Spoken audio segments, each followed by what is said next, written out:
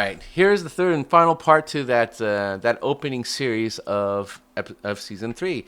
This is episode three, number two, with a bullet, and the title itself is appropriate for what goes on here. And I thought the action got turned up quite a bit, and I appreciated very much.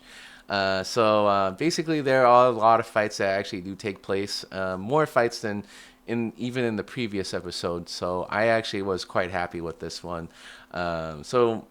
Episode three opens up with where it picks up where they left off. Neely is chats with Reacher, and then he is given enough information to carry out his next steps towards getting closer to hopefully getting closer to finding Quinn and also Teresa.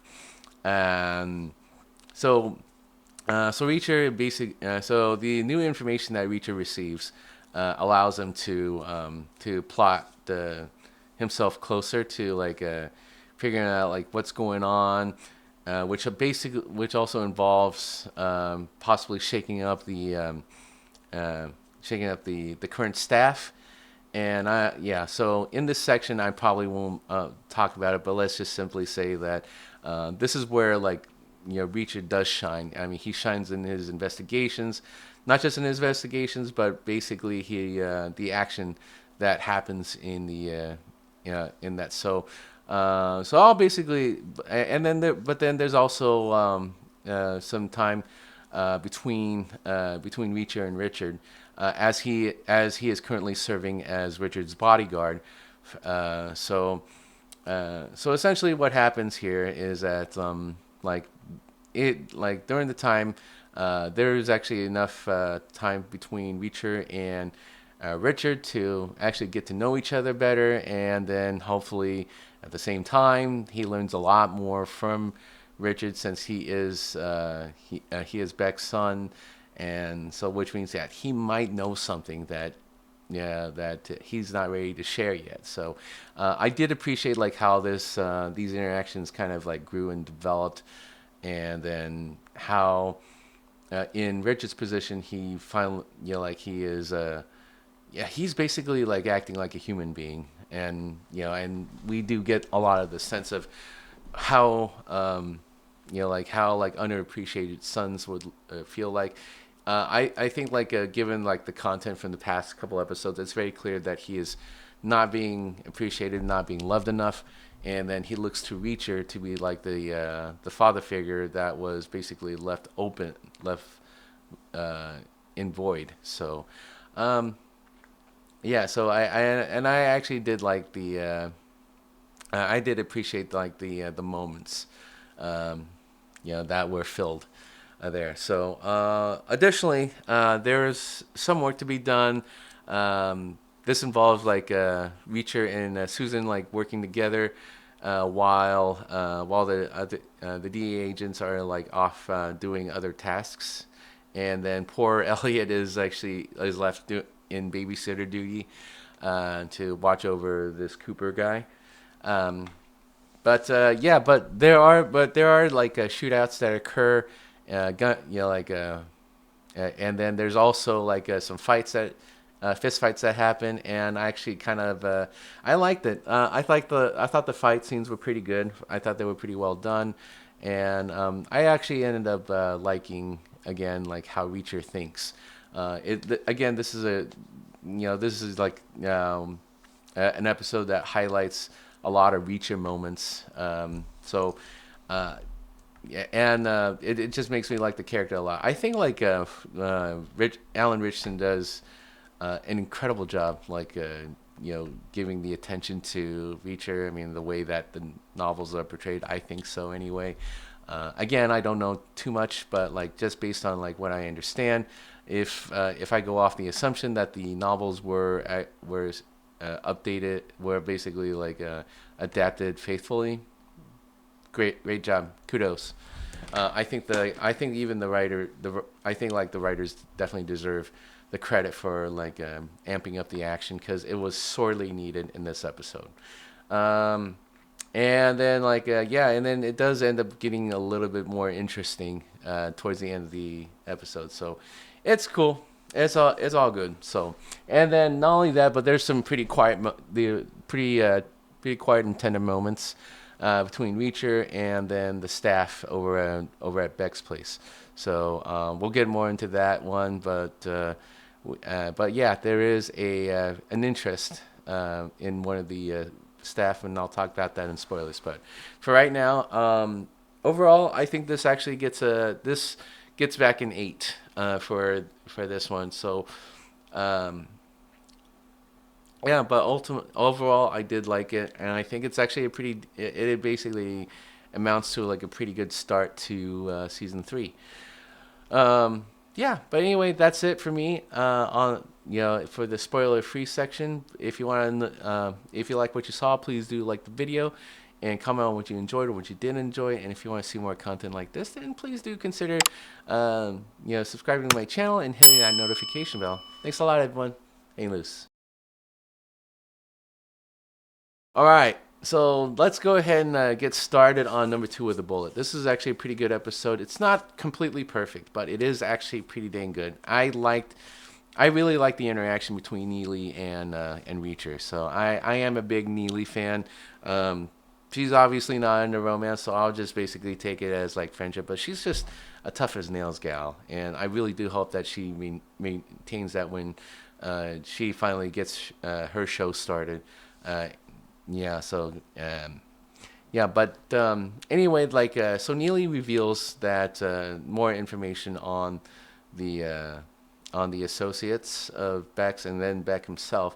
So so essentially, like so Polly, and so what's revealed here is that Polly and Duke actually do not work for Beck. They actually work for someone named Julius McCabe, and so and Beck is essentially another employee of Julius McCabe. So these are essentially some pretty heavy hitters, and actually, in fact, like Beck was actually like proverbially like neutered by this Julius McCabe guy, and so that is the real big bad of the game basically.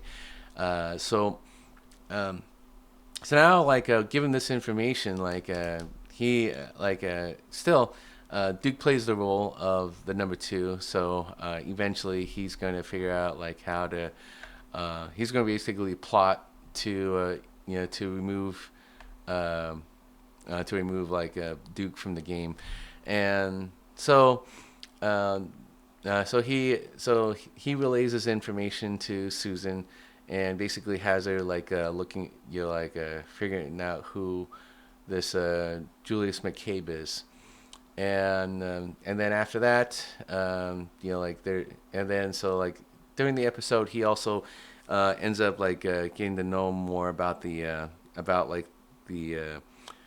maids who work there. So like the head housemaid, like will chastise Reacher for forgetting to wipe his feet at the door before entering the house, because everyone like walks around in their shoes, and which I never understood, but okay, whatever. I mean, it's their house, but like tracking dirt is something that we all agree on. Like you shouldn't be tracking any sort of dirt into the house. So.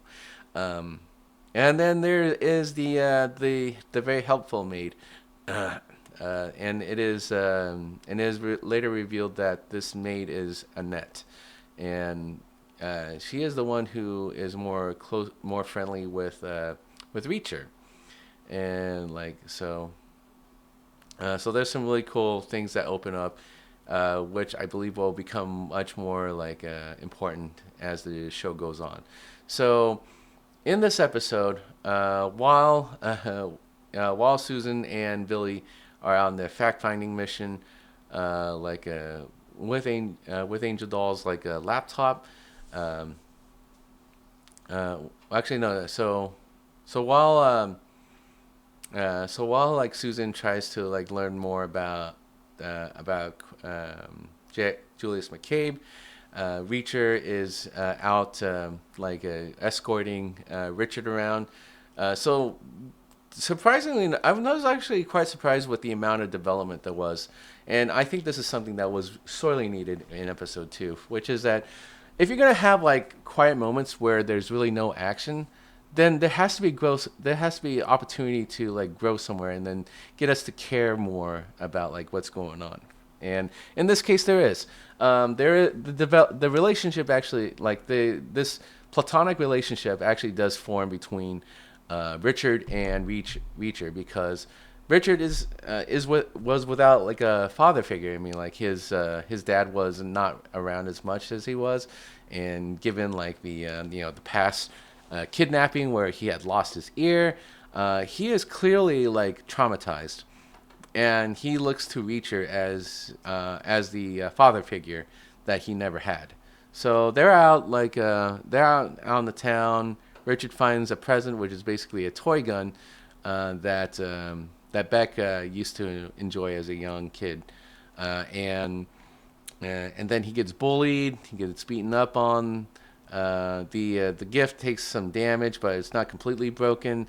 And then Reacher like defends him, beats up the thugs, tell them to go away, and then they bond over some really terrible tasting lavender ice cream. Which, really, you're gonna eat lavender ice cream? I mean, if that's your thing, go on ahead. But me personally, I never go for like a flower flavored ice cream. It's like, okay, I mean, like you like that stuff, that's cool. But I'm gonna stick to, for me, it's always gonna be chocolate, strawberry, vanilla, and then like mint. I like mint personally, and cookie dough, especially cookie dough.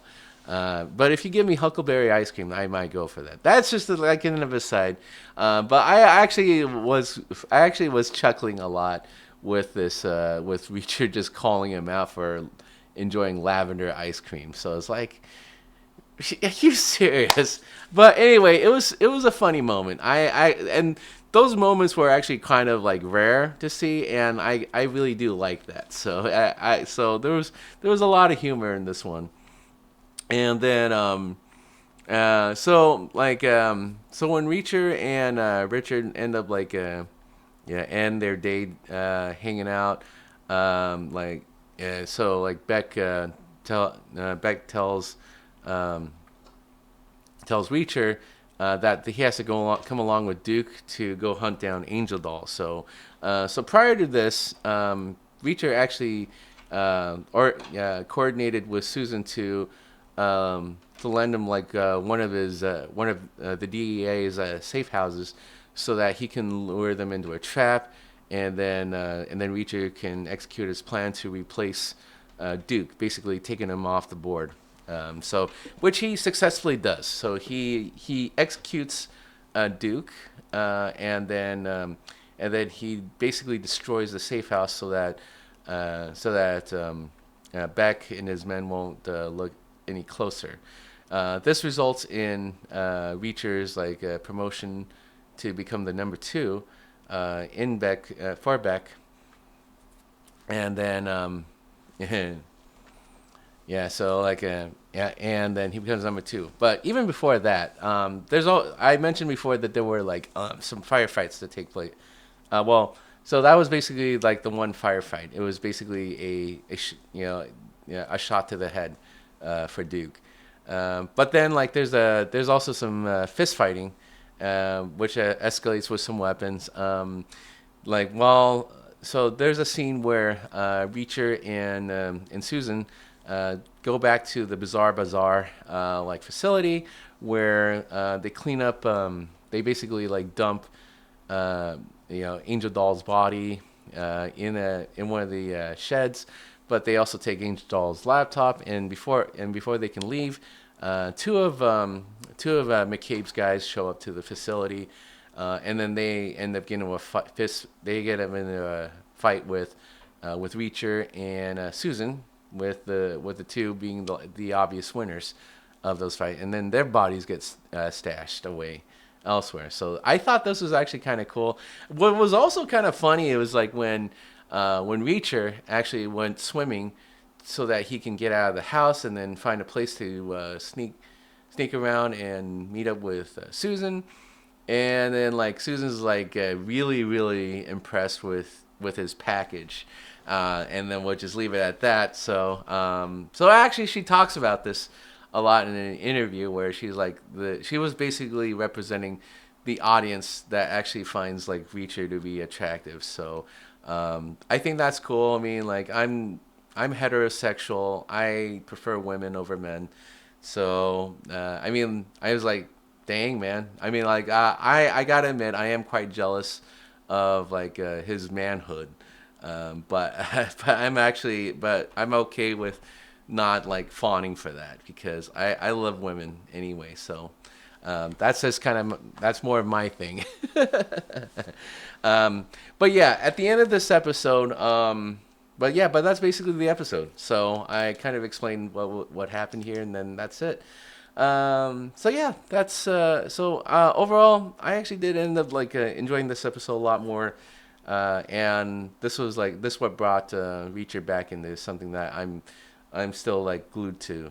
So anyway, 8 out of 10 for me on this episode, and I just want to say I had fun with it. So thank you all so much for for watching the spoiler section of this episode. If you want to see more, if you like what you saw here, please do like the video, comment on what you enjoyed and what you didn't enjoy. If you want to see more content like this, then please do consider subscribing to my channel and hitting that notification bell. All right, thanks a lot, everyone. Hang loose.